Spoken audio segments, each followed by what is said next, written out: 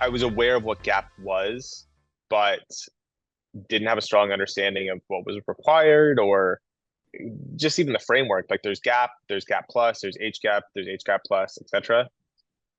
And I started talking to our newest wholesaler, FreshPoint, probably 2 or 3 years ago at the Carolina Farm Stewardship Conference in Durham, and they were like, "Yeah, we would love to work with you. We have a distribution center in Raleigh and another one in Charlotte, but you have to be GAP certified."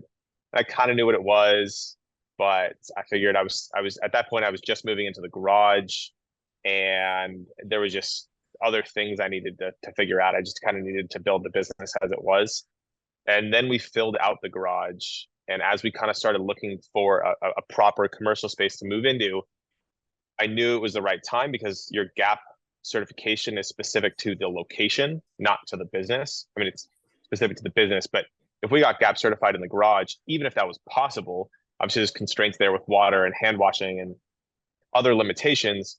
When we moved, we would have to get re-audited for the new space, which is effectively starting over. So when it came time to move into this space and especially to renovate this space, I wanted to make sure to loop in our friends at Carolina Farm Stewardship Association who offer GAP readiness services to say, hey, we're gonna demo this space basically. How do we build it so it's both, we'll have an architect to make sure it's up to building code, but how do we make sure it's up to GAP code as well? So for example, this bathroom, the door used to be on that wall.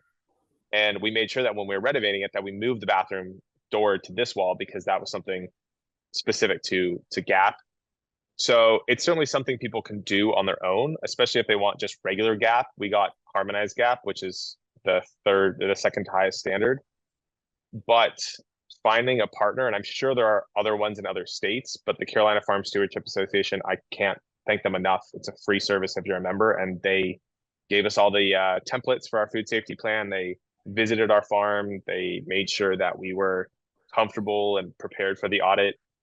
And then I guess the final thing is to say that GAP is generally required for different levels for different buyers, but it's almost always required for somebody that's an intermediary. Um, so most people think of wholesalers like FreshPoint, like Cheney Brothers or Keeney Produce or whatever these big, vans are that you see trucks driving around the interstate.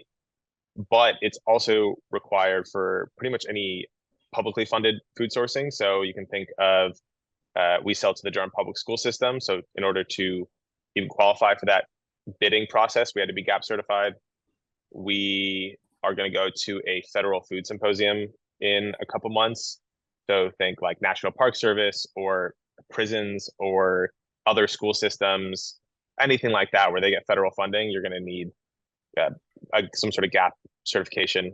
And then, like I said, Publix, Whole Foods, Wegmans, Trader Joe's, almost all of them are going to require some sort of GAP. So it's really the stepping stone for